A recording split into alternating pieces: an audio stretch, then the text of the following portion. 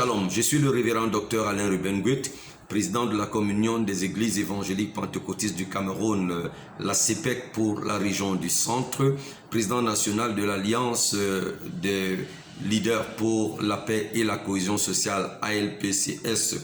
Je m'adresse aux ministres de culte, aux leaders des églises de réveil et aussi au pouvoir public. La raison de mon allocution, c'est Pentecôte 2021 sans Covid-19 et sans mort.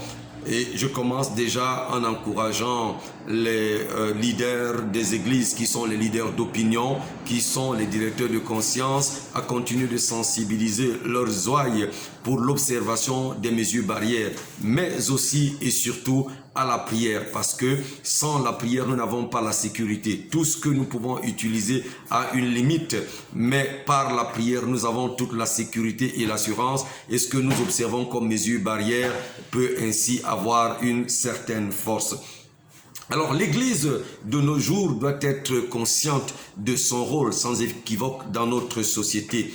Une femme très sage, j'ai nommé Madame Eno Marguerite Odile, disait que c'est nous qui montrons aux gens comment nous voulons qu'ils nous traitent. La Bible dit dans le livre de Romains, le chapitre 8, le verset 19, la création attend avec un ardent désir la révélation des fils de Dieu. Je voudrais dire le Cameroun, la nation camerounaise, l'Afrique, le monde attend avec un ardent désir la révélation des fils de Dieu. Et ministre de Dieu, tu es l'un de ces fils de Dieu qui doit se révéler et se manifester au monde. L'Église du Seigneur au Cameroun est donc le porte-voix de Dieu, le prophète de Dieu au sein de la nation, l'espérance du Cameroun, la sécurité du pays et aussi un instrument pour la guérison de la nation.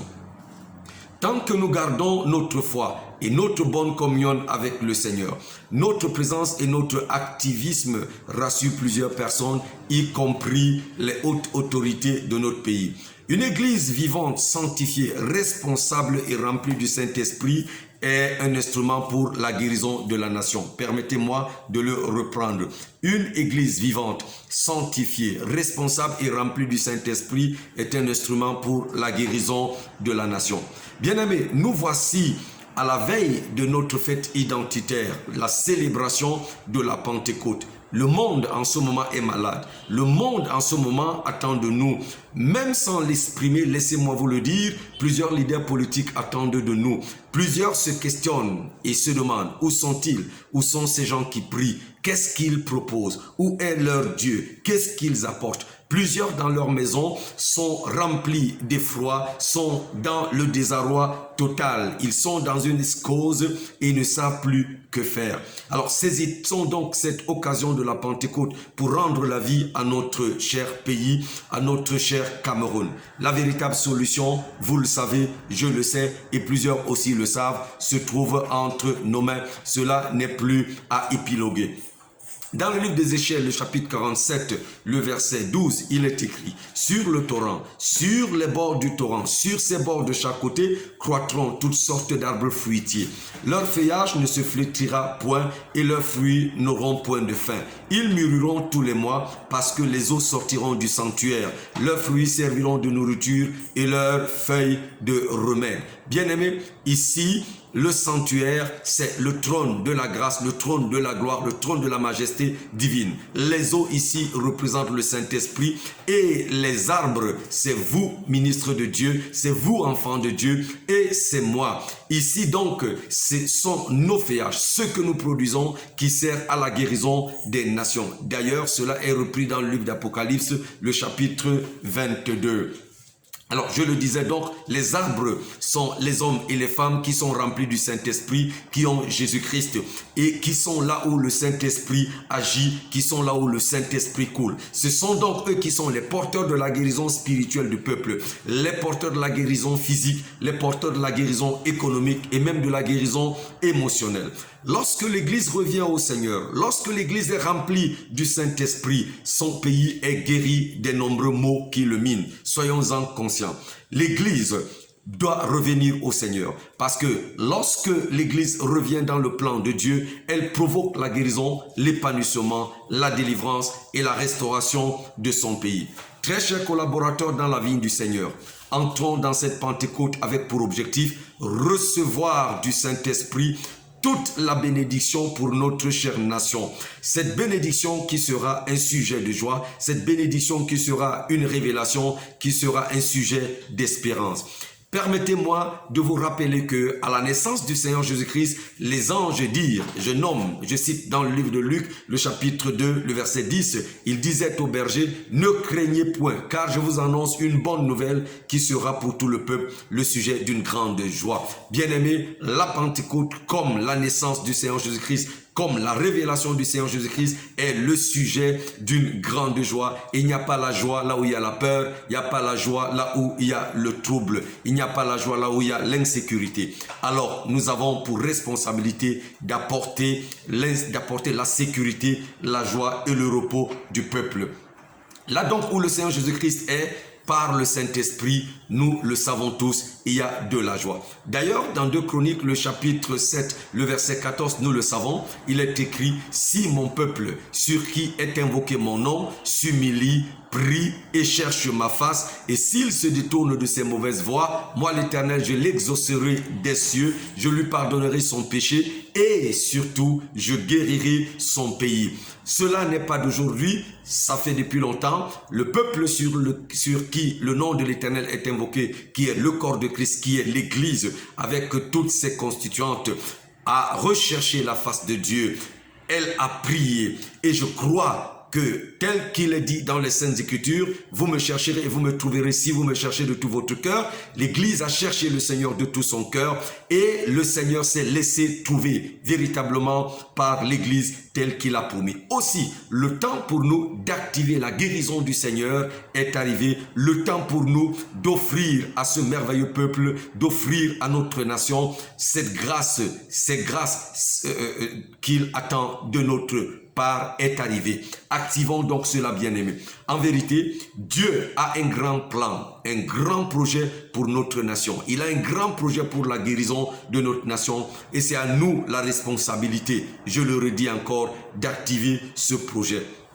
Maintenant, au pouvoir public et aux autres Camerounais, à l'opinion publique nationale, à vous tous qui attendez la guérison du Cameroun, vous tous qui attendez la délivrance du Cameroun, vous tous qui attendez la bénédiction du Cameroun, vous tous qui attendez le salut du Cameroun, vous tous qui œuvrez et qui attendez l'émergence du Cameroun, je voudrais vous dire que l'heure a sonné. Mais l'heure a sonné de se tourner résolument vers le Seigneur. Écoutez cette parole qui est certaine, qui est digne d'être reçue, qui est digne de foi. Vous savez, dans le livre de Nombres, le chapitre 21, lorsque le peuple avait désobéi à Dieu et que Dieu l'a frappé par les serpents brûlants, il était question pour quiconque avait été mordu par le serpent de lever les regards vers le serpent d'airain que Moïse avait fait et qu'il avait mis à une perche. Et la Bible dit quiconque regardait à ce serpent après avoir eu une morsure de serpent était guéri. Et c'est de ça qu'il est question aujourd'hui. Malheureusement, plusieurs ne voulaient pas lever les yeux vers ce serpent d'airain et c'est comme ça que plusieurs personnes mouraient. Nous ne sommes plus aujourd'hui à l'ère où il faille combattre une communauté chrétienne, combattre une église, combattre une dénomination, mais il est question de combattre le mal qui est en train de décimer notre nation. Tous ensemble, nous sommes concernés. Ceux de l'église sont concernés. Ceux qui sont hors de l'église sont concernés. Les pouvoirs publics sont concernés. Tout le monde est concerné.